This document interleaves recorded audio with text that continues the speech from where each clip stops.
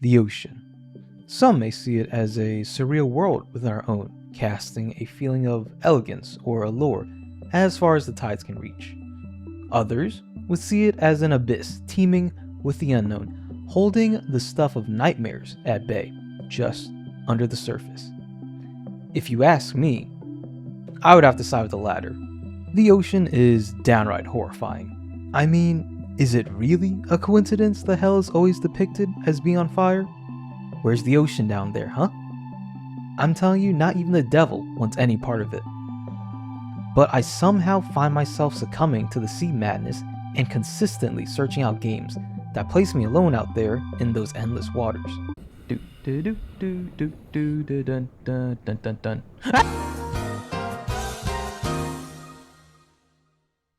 How's it going, everyone? It's me, KT, and welcome to my series where we take a game and envision what it would look like adapted to the big screen.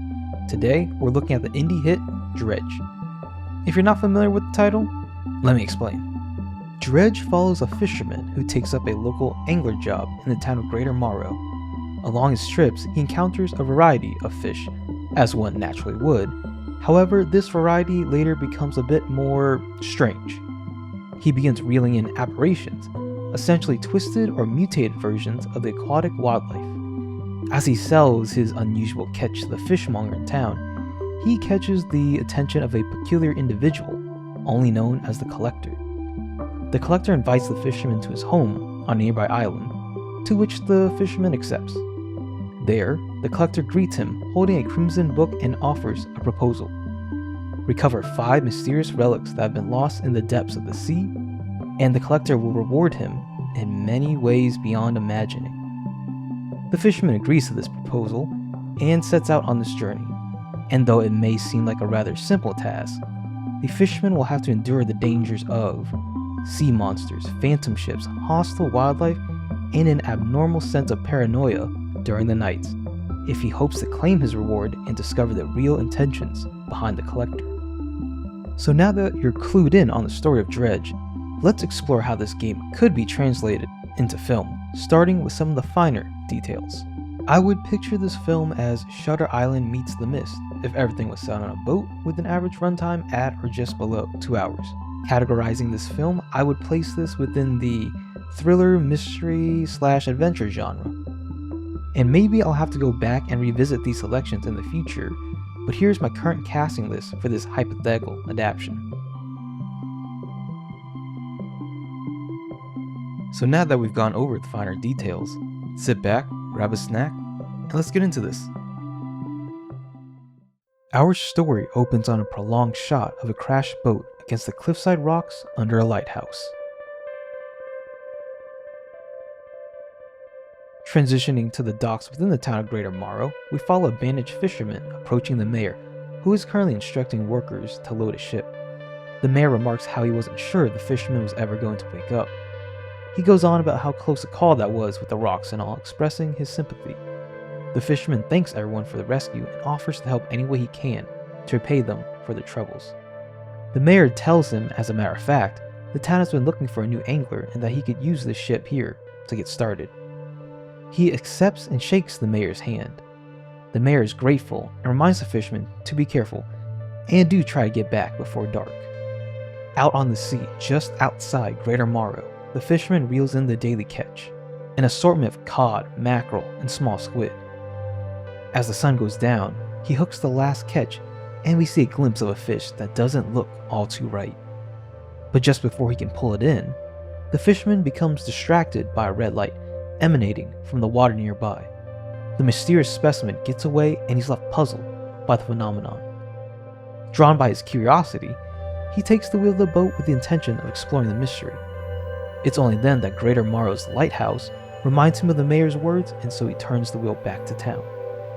He takes his haul to the town's fishmonger, a quiet and rather reserved character. The fishmonger tallies up the fish and inspects them for quality. He then drops them in an ice crate and tells the fisherman he'll see him tomorrow.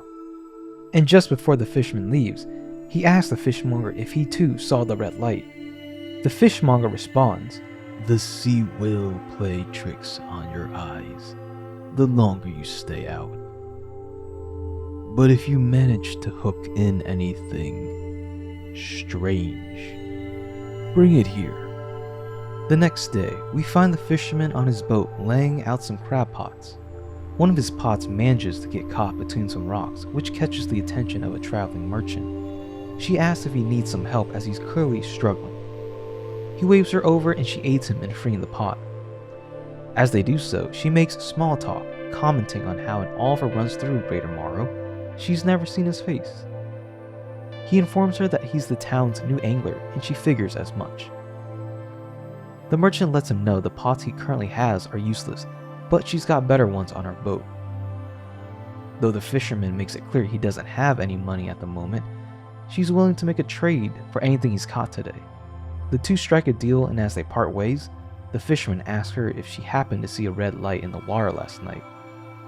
The merchant starts up her boat and tells him, "Don't stay out too long, or the sea will get to you." He spends the remainder of the day reeling in fish until nightfall creeps in. With that cue, he pulls up the crab pots and finds an assortment of common crabs and fiddler crabs. But there is something else that takes him aback. Under the heap of the normal crustaceans sits a creature that can only be described as strange. Its mouth contains large, razor-sharp teeth, and teal tumors cover its body, secreting a sickly, slimy substance. The fisherman does not know what to make of this creature, but it's clear to him that this is no trick of the sea. He keeps it in the crab pot and studies it, like it's some kind of alien. Then, just like last night, the red light awakens from under the water. He moves the boat towards it, and though the lighthouse beckons to him, the fisherman ignores its call. He stops his boat next to where the light is coming from and reaches into the water. As he does so, we can vaguely make out indiscernible whispers in the air. Once he's arm deep into the water, he grabs a hold of something and pulls it up. It's revealed to be a book wrapped in crimson with silver accents. On the cover, there appears to be a design depicting an eye. He opens the book and what seems like runes are inscribed on every page with a golden key tucked in the middle. Suddenly, something moves in the distance. Something big. The fisherman notices it coming straight for him, but can't discern what it is. He's able to turn his boat just in the nick of time and sail into town. And as quickly as the mysterious creature appeared, it sinks back into the depths of the sea. We cut to the fishmonger's shop where the fisherman slaps down the crab pot onto the counter. The fishmonger is almost salivating at the mouth being face to face with this aberration. Without question, he pays the fisherman and shoos him out of the shop. The fisherman heads to the local tavern and drinks alone near the front window. It's not long until a mysterious stranger takes a seat at the table. He's rather nicely dressed with an ornate necklace around his neck. The stranger tells the fisherman he heard there was a new angler in town, and he could use someone with his skill. The fisherman asks what kind of fish the stranger's looking for. The stranger responds that he's a collector of sorts and is looking for something more than fish. The fisherman, obviously confused, then asks why the heck he's seeking the business of an angler for. And the collector leans in and tells him, "I've seen the red light too." Finally relieved he's not alone, the fisherman asks where they're going.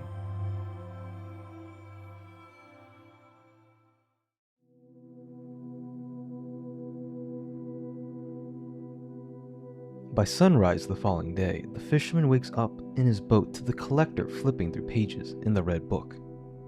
Though startled by the collector's appearance, the fisherman responds with curiosity rather than annoyance. The collector mutters that everything is here, but quickly snaps out of his trance and informs the fisherman he's made some repairs to the boat. The fisherman heads up to the main deck, and we see that the dredging claw is up and running. The fisherman turns to the collector and asks him again what exactly they're looking for. We then cut to the open seas. The fisherman eyes his compass, ensuring he's heading in the right direction. He calls to the collector to take in the view, but the collector says to continue east and remains adamant that he stay at the bottom deck. As the boat continues on course, we find the fisherman writing a letter to his wife. He mentions that he's in good health, and though he ran into a snag along the way, the trip is going well, though before he can finish the letter, he notices a storm brewing and the waves building. The fisherman readies the boat and braces as the storm rains down hell. The winds show no mercy while the waves crash against the boat's hull. The fisherman perseveres through the onslaught of the blinding glass-like shards of rain and is soon met with the town of Gale Cliffs. He goes down to the bottom deck to check the conditions, and the collector closes the book and tells them it's here. Once docked, the fisherman heads out, and as he does so, the collector tells him, "The light waits for us tonight." The fisherman exits the boat, laying down his crab pots. He takes some fishing gear and heads to shore. Perhaps a moment of silence and peace could do him some good. He catches one fish after another, though all he can think about is the glowing red light and the crab-like aberration seared into his mind. And as he reels in the last catch, his demeanor changes to one of disgust, as another aberration hangs on the hook, a stone fish that appears to be a hollowed husk, hosting a hostile dweller with a tentacle as its tongue. At this point, the fisherman is tired of being left in the dark and wants some answers. He marches into town with the unusual stonefish in hand.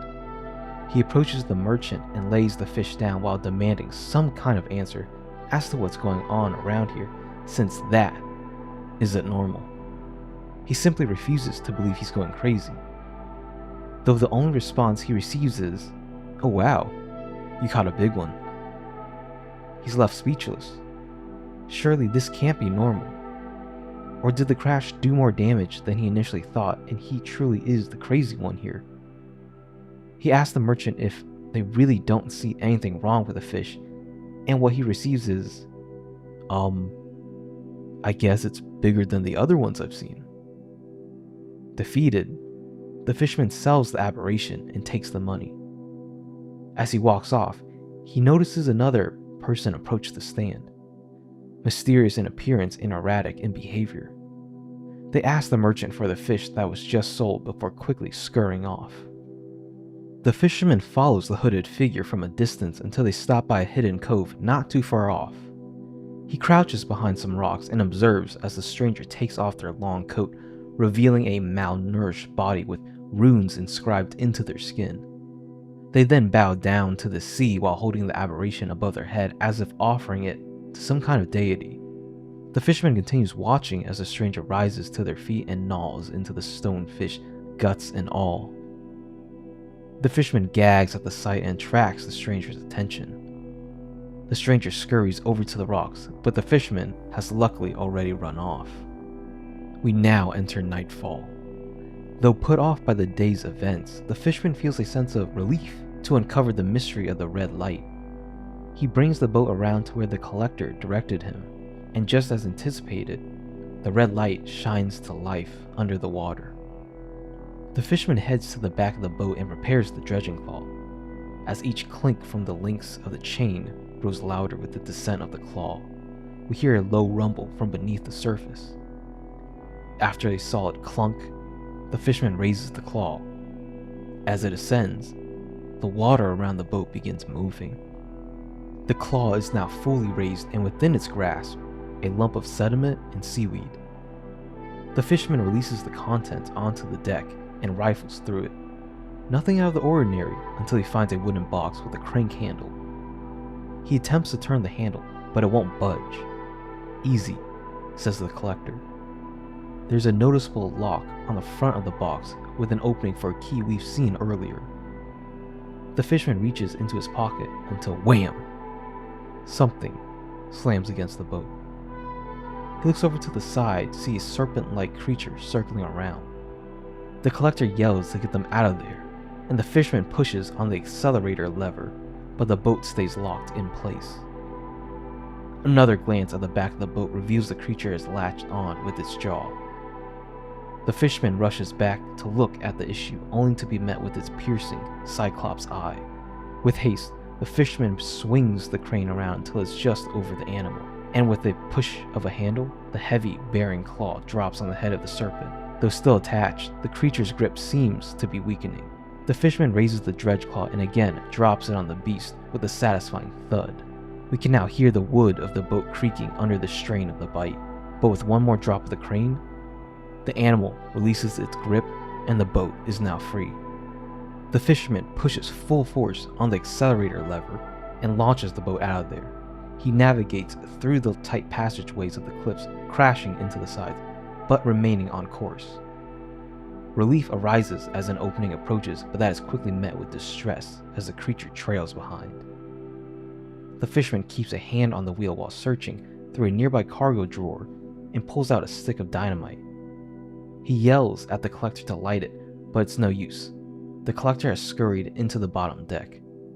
The fisherman knows it's up to him, so he drags the dynamite's wick over the coarse wood on the boat until it lights, and tosses the stick behind them. It explodes, and with a guttural roar, the animal stops its pursuit.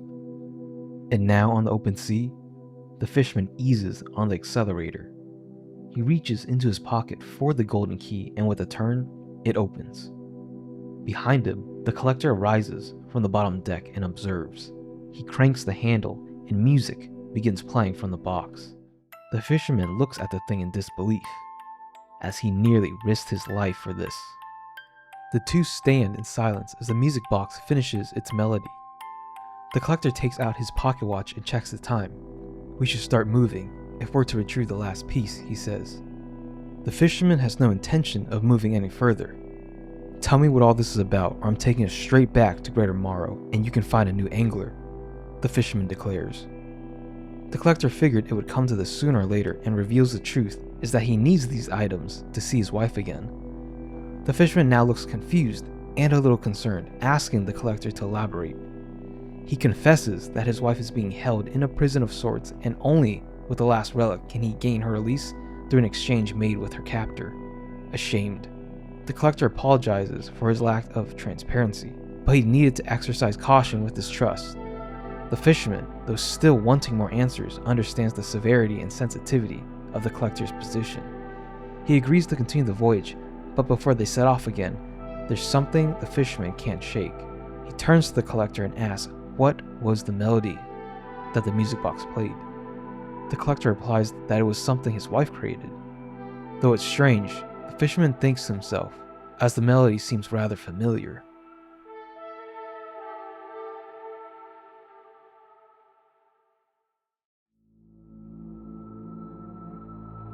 As the boat drifts through the sea the next day, the fisherman takes out a wrinkled piece of paper from his pocket, the letter he had been writing to his wife.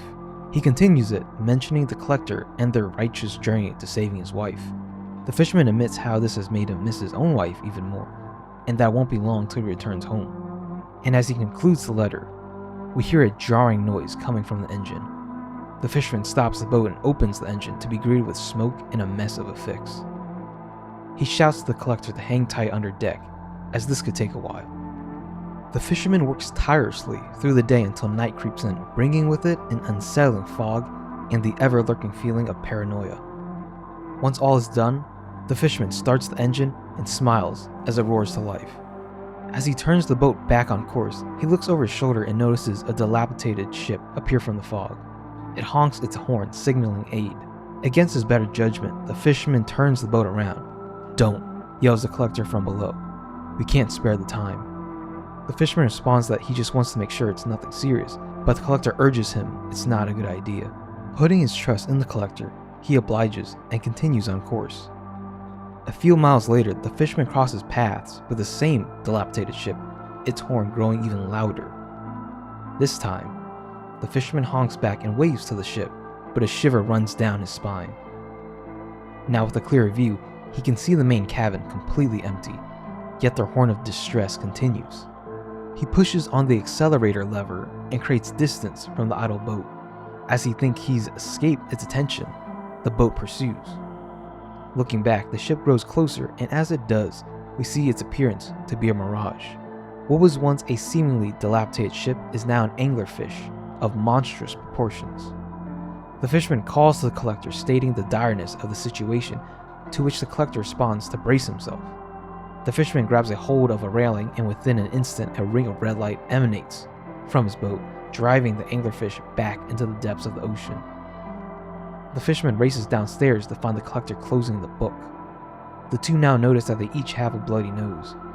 But before the fisherman can question the collector, he tells the fisherman to remain on course and wake him when they arrive. Day soon approaches, and the fisherman attempts to wake up the collector to no avail. Looks like whatever he did last night took its toll. Seeing that it's no use, the fisherman ventures out alone to survey their surroundings. Stepping out of the boat, the fisherman finally notices the ruins of a town now submerged by water. Broken homes, bridges, and monuments built alongside the nearby cliffs and underwater volcanoes. And in the center of this ruin lies the remnants of a citadel surrounded by statues of cloaked figures, the fires in their sculpted hands still burning. As the fisherman ascends its steps, a praying fanatic sees him in their peripheral vision and approaches. "Are you the one that will release this world from its shackles?" the fanatic asks. Though with a million questions racing through his head, the fisherman simply tells the man he's looking for something in this place. The fanatic stares him down. "Touched by the red light, have you? Then it is all upon us. Wait until nightfall and you will find what was once lost," the fanatic says. The fisherman nods while slowly backing away. The darkness of night now rolls in, and with it, the illuminating glow of the red light. The fisherman steers the boat toward it, and as he veers closer and closer, we can see faint hooded figures moving around, figures much like the one he came across back at Gale Cliffs. The fisherman feels their piercing stares all around, yet he goes forward. He releases the dredging claw and waits as it sinks deeper and deeper until the chain stops. He then raises the claw, and with each clink of the chain, we hear the crowd of hooded figures whisper amongst one another. After what feels like an eternity, the dredge claw surfaces. The fisherman releases its contents onto deck and scours through. What he eventually finds sends tremors through his body.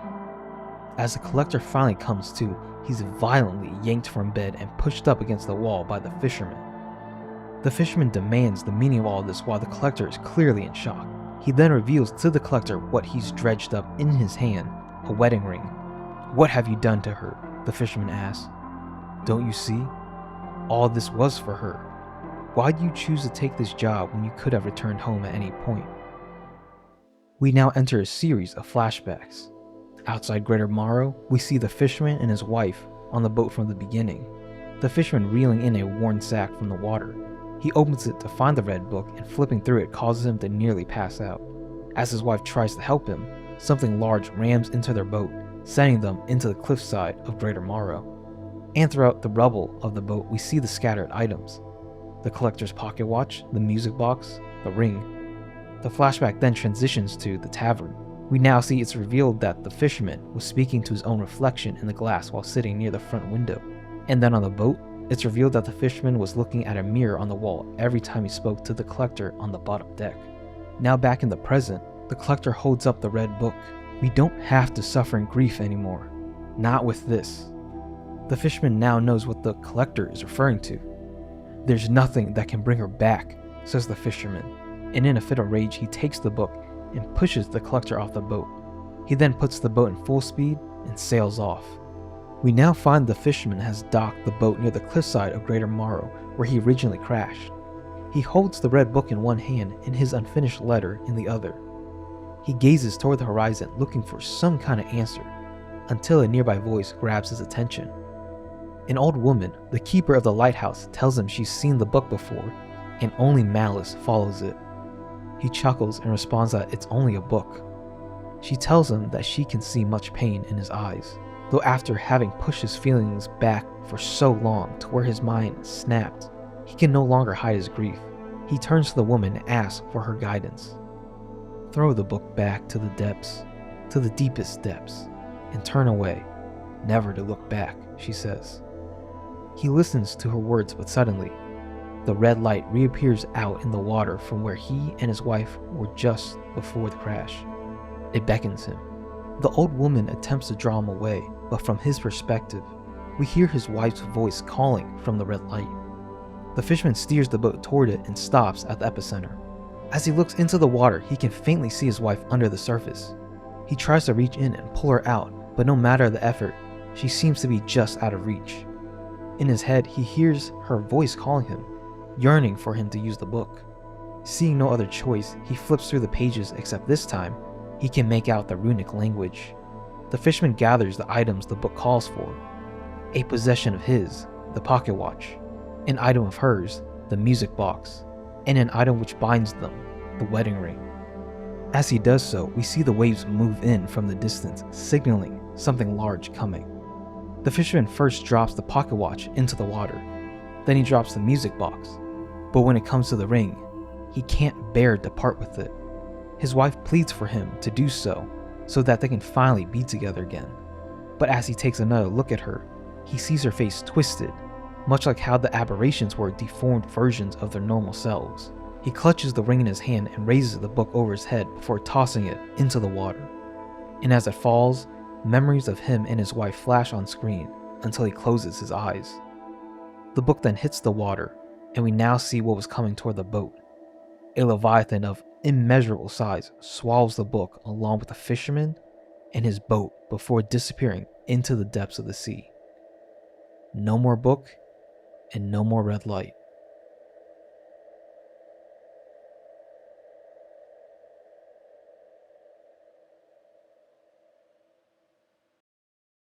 Dredge is a tale of adventure, cursed knowledge, loss, grief, and finally, acceptance. It's an absolute gem of an indie game and I can't recommend it enough. I know it has some rather spooky elements here and there, but I generally found it to be a calm and chill experience for the most part. A game you can really pick up at any time, so if you have not yet played it, I strongly urge you to give it a try. And if you have, I'm curious, was there something I could have added to this adaptation? Let me know your thoughts.